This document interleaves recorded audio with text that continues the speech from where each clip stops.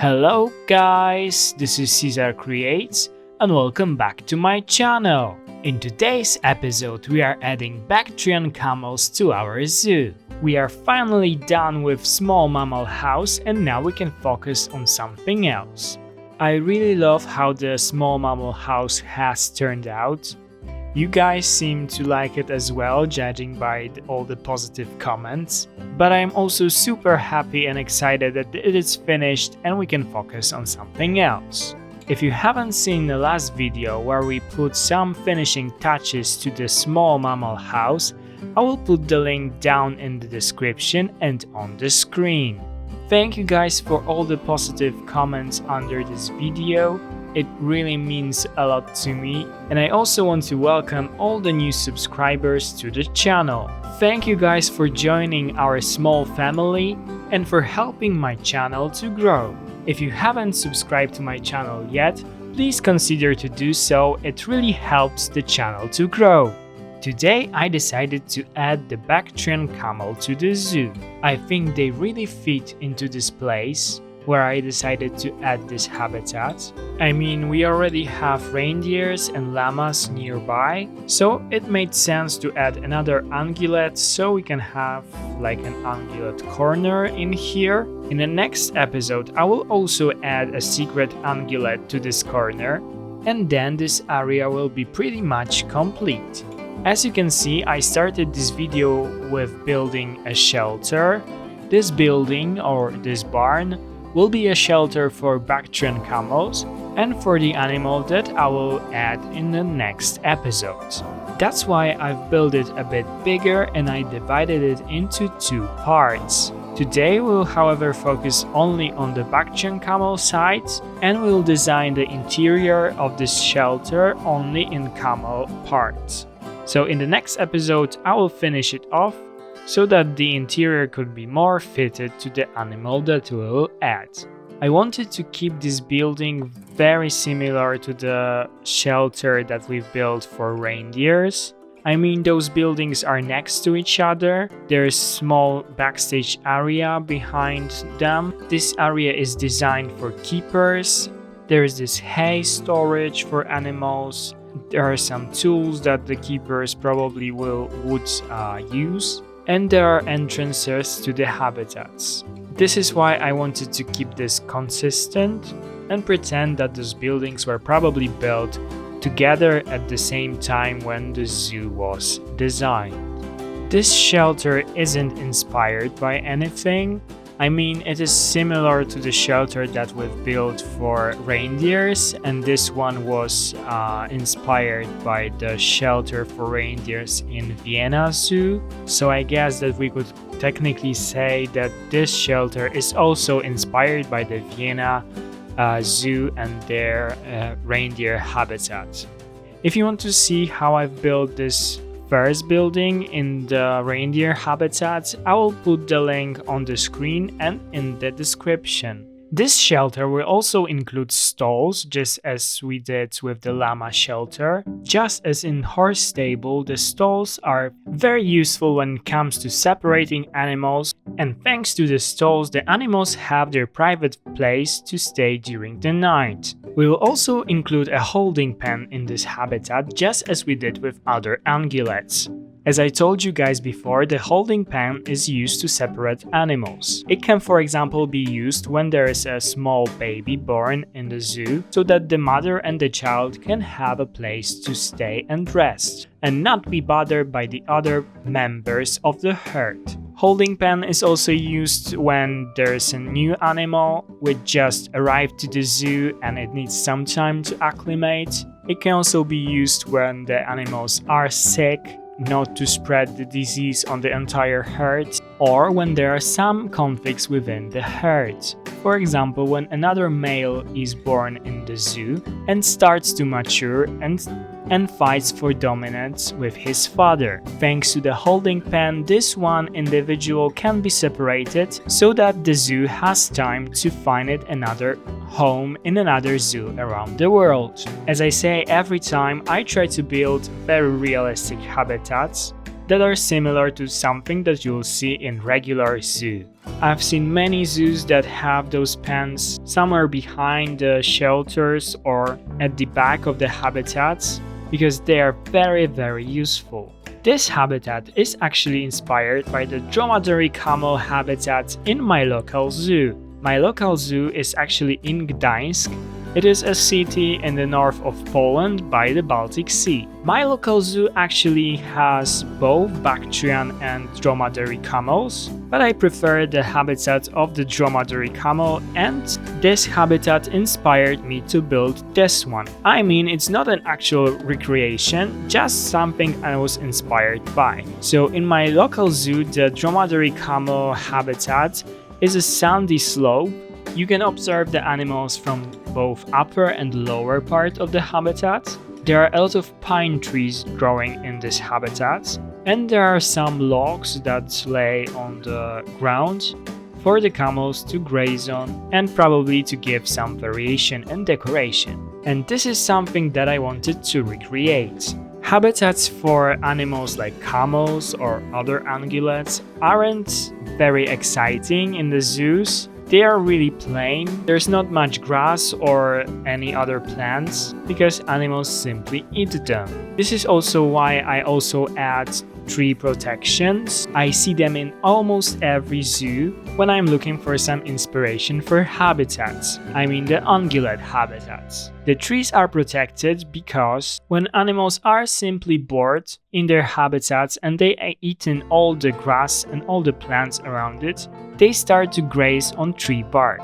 So to keep trees looking nice and healthy, the zoos add the protection to the trees so that animals can't reach the bark. This is also something that I'll be adding in a minute. I use the same protection that I created for the llamas.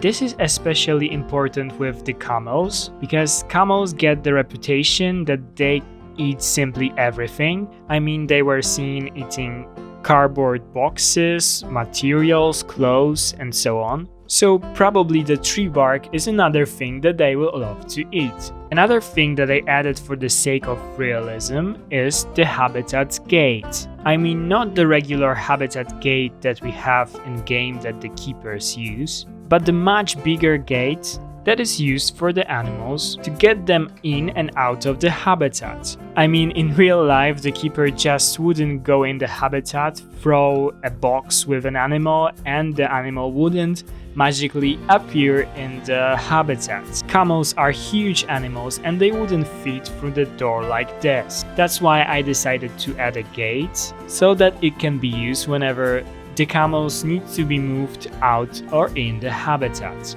I also added this game for the reindeers and I will add it in the future for all the habitats. Of course, it wouldn't be functional in the game, but I added just for the sake of realism.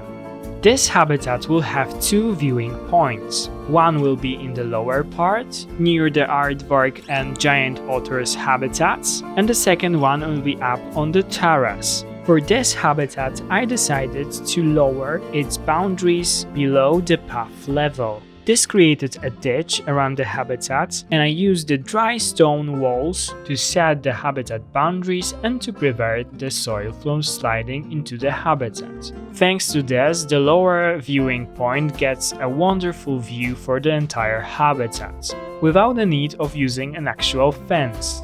I simply love it when the guests are able to see animals without a fence between them and an actual animal. I mean, it creates a sense of space and looks much more natural. The other viewing point will be on the terrace. I created this small hill, and from this hill the guests can access a terrace to get a wonderful viewing for camels and for the next animal that we'll add in the next episode. I mean, our zoo is named Elm Hill City Zoo, but there are not too many hills in the zoo, so I decided to create one. Thanks to this, the guests can get a wonderful view to the habitats and get a glimpse of the further parts of the zoo. Every time I plan out the paths and the viewing points for the habitats, I try to create this main wider path for the guests and the viewing points for the habitats that are actually not directly by the main path. By doing so, I make sure that the guests standing and observing an animals don't block the path for other guests that are passing through. Also, animals get less stressed when there are not so many people around them. To see an animal, you need to leave a main path and go to the dedicated viewing point. This is helpful with animals that are shy, that get nervous easily. I mean, they would be stressed all the time if their habitat was located by the main path that generates a lot of traffic. Okay, I think that it is time for our fun facts. If you are a subscriber of this channel, you know that in every video that we are adding an animal, I try to give you guys some fun facts about the animal that we are currently adding to the zoo. So today's fun facts are about Bactrian camels.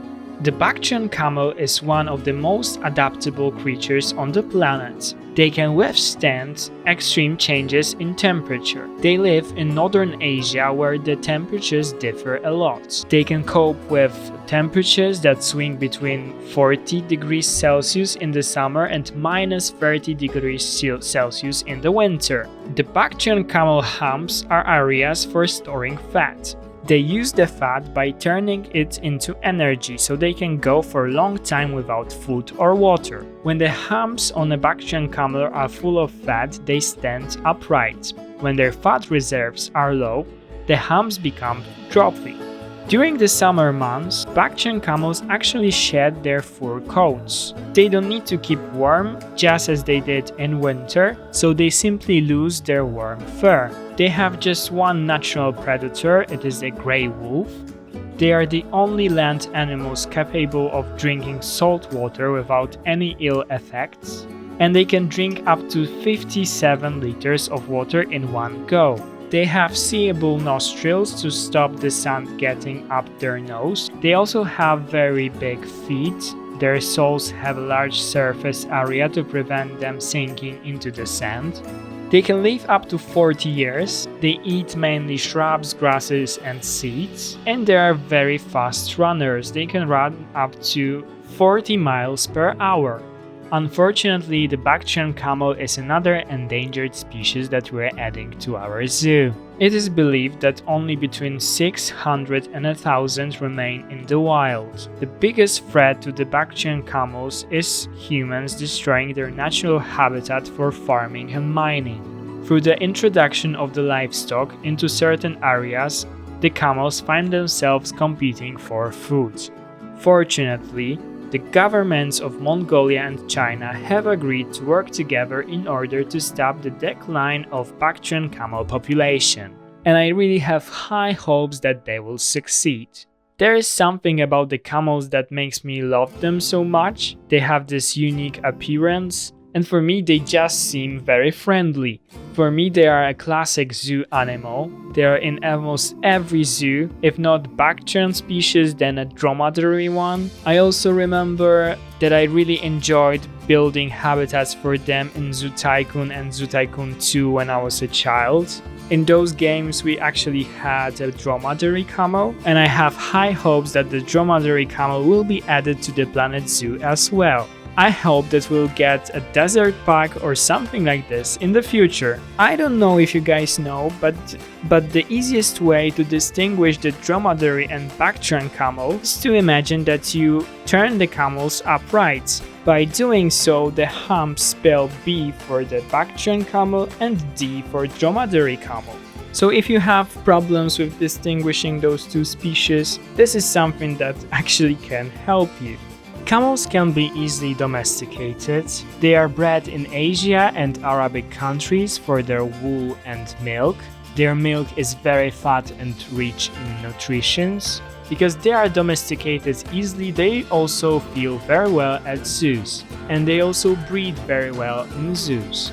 I know that my local zoo informs in their social media channels that there is another baby camel born almost every year. And to be honest, I cannot wait when our camels in Elm Hill City Zoo will have some babies, because I really like the models of small camels. In a second I will actually start to work on the outside part of this habitat, so you'll be able to see what I was talking about earlier. This shelter is simple, but it took me surprisingly a lot of time to create.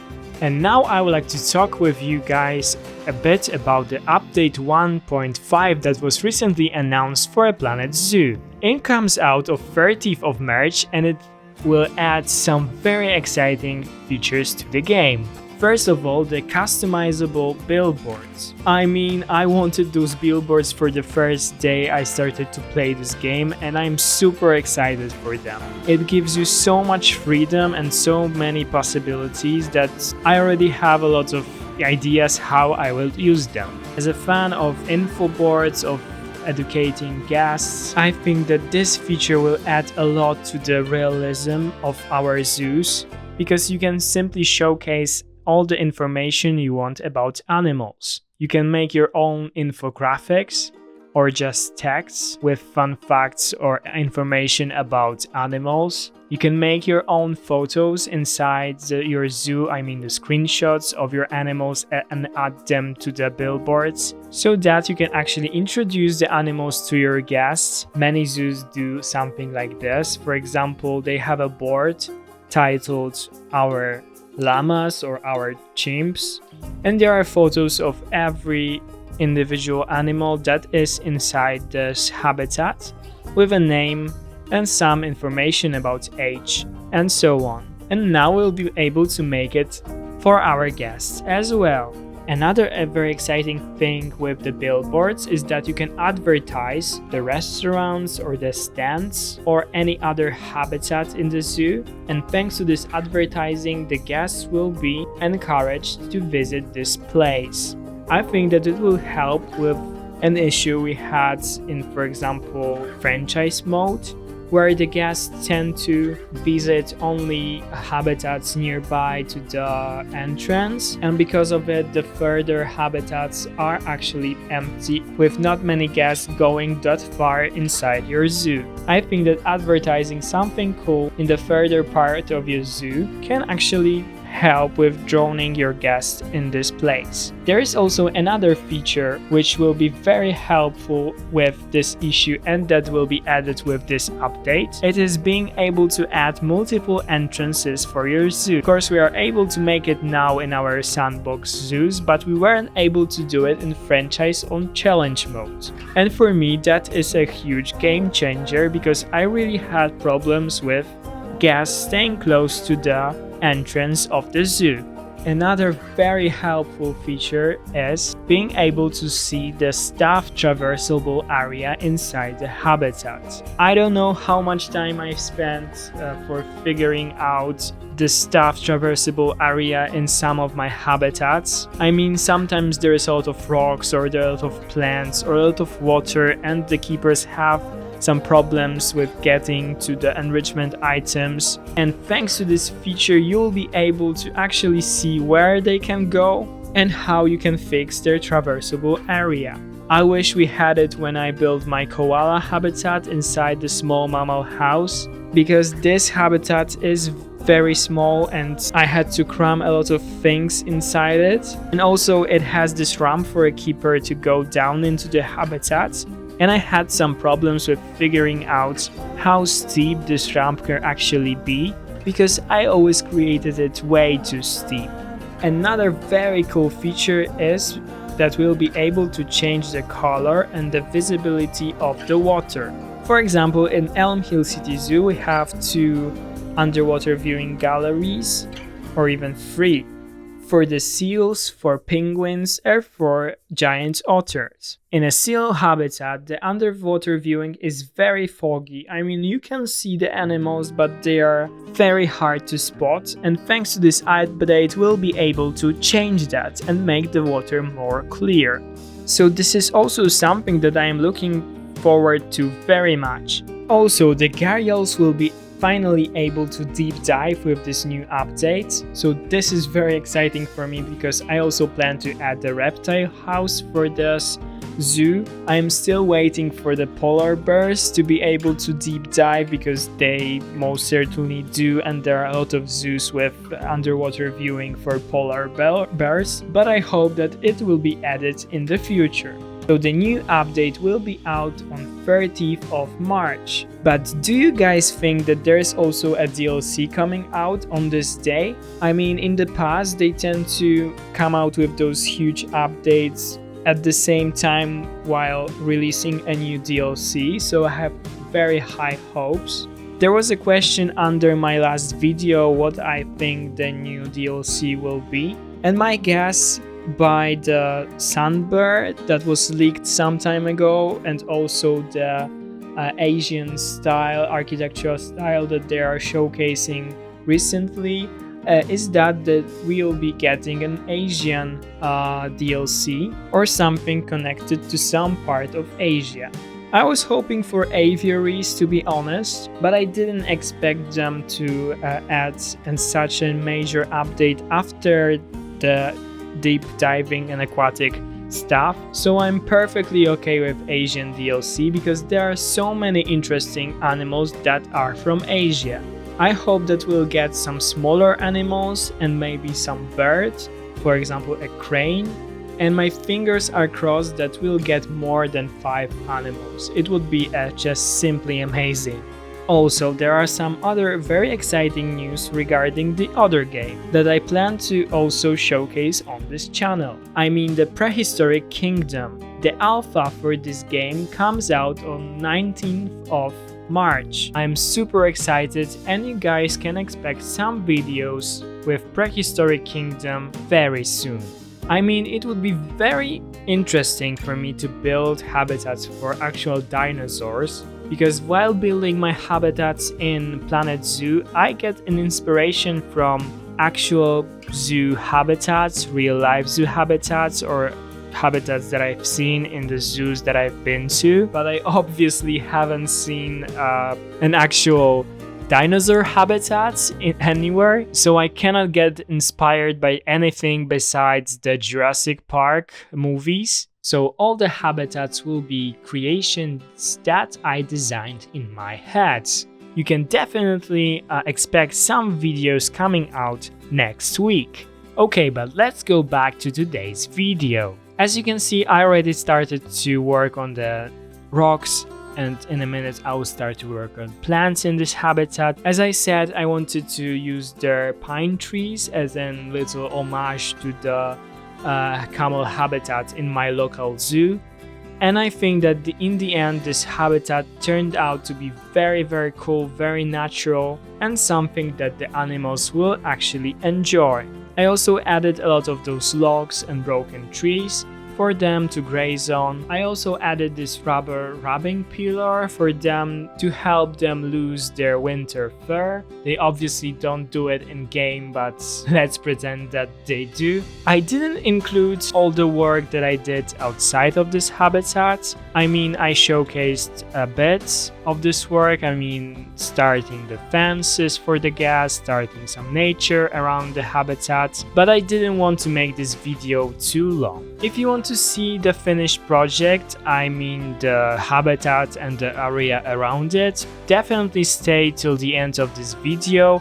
There will be some cinematic shots to show you guys the final creation. Okay, that is all that I have for you today, guys. Please enjoy the rest of this speed build, and definitely don't miss the cinematic shots at the end of this video. Please subscribe to my channel if you want to see me build more of those realistic zoo habitats, and if you are looking for some inspiration for your virtual zoos. Please give this video a big thumbs up if you enjoyed it, and ring the bell if you want to be notified every time I upload a new video. Comment down below if you liked my video, or if you have any recommendations or how I can improve my videos. I am very new to this YouTube world, and I know that there's a lot of things that I can improve. Okay guys, have a wonderful day and see you in the next one. Bye guys!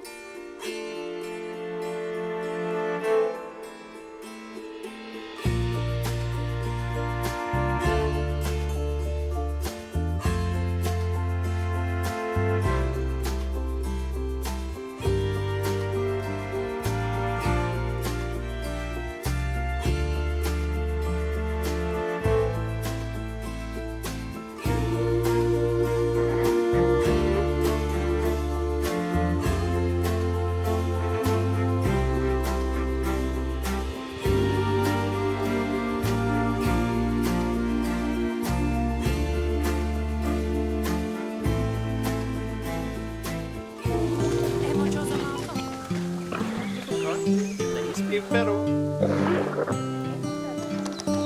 Nie wiem, co na imię.